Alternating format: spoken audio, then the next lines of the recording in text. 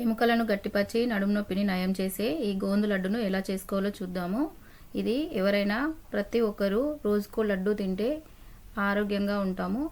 ఇది ఎలా చేసుకోవాలో చూద్దాం. స్టవ్ పైన ఒక ప్యాన్ పెట్టుకొని ఎండు కొబ్బరి ఒక కప్పు వేసుకొని కొంచెం గోధుమ రంగు వచ్చే వరకు 2 నిమిషాలు వేపుకొని ప్లేట్లో పక్కన పెట్టుకోవాలి. మరీ ఎక్కువసేపు వేపుకుంటే ఇది మాడిపోతుంది.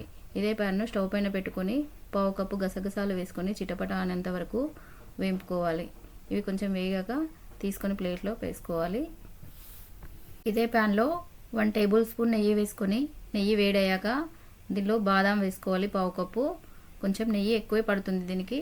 నెయ్యి లేకపోతే టేస్ట్ బాగుండదు. బాదాం కొంచెం ఫ్రై అయ్యాక పావు కప్పు కాజు వేసుకొని ఒకసారి కలుపుకొని దీనిలోనే వాటర్ మిలన్ గింజలు వేసుకొని కొంచెం ఫ్రై అయ్యాక వీటిని కూడా అదే ప్లేట్లో తీసుకొని పక్కన పెట్టుకోవాలి.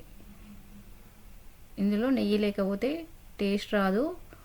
ఇది బయట కొనుకొచ్చుకున్న దానికంటే ఇంట్లో చేసుకుంటే చాలా బాగుంటుంది. బయట తెచ్చుకున్న కాస్ట్ ఎక్కువే అవుతుంది. మళ్ళీ ఇదే ప్యాన్లో కొంచెం నెయ్యి వేసుకొని వేడయ్యాక దీనిలో గోందు వేసుకోవాలి. ఈ గోందు ఒక చెట్టు నుండి తీసిన బంక. ఇది కొంచెం సిమ్లో పెట్టుకొని నెయ్యిలో ఫ్రై చేసుకుంటే సాబ్దానలాగా పొంగుతాయి.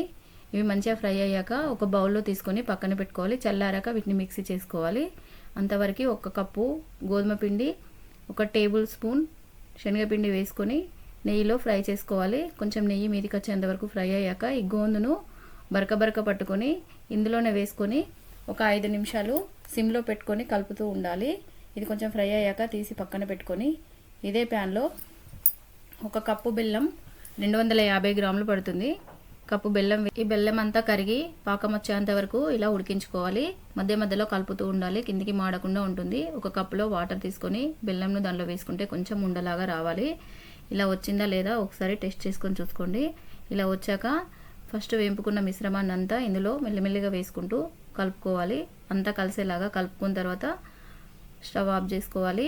ఇది వేడివేడిగా ఉన్నప్పుడు చేస్తేనే లడ్డు బాగా వస్తుంది, లేకపోతే గట్టిగా అవుతుంది. ఈ లడ్డూలు 2 చేతులు పట్టుకొని ఇట్లా నొక్కుతూ ప్రెస్ చేస్తూ ఉంటే లడ్డు గట్టిగా వస్తుంది, లేకపోతే మధ్యలోనే విరిగిపోతుంది. ఇలా ఈ లడ్డూలు చాలా టేస్టీగా ఉన్నాయి. మీరు కూడా ఒకసారి ట్రై చేసి చూడండి.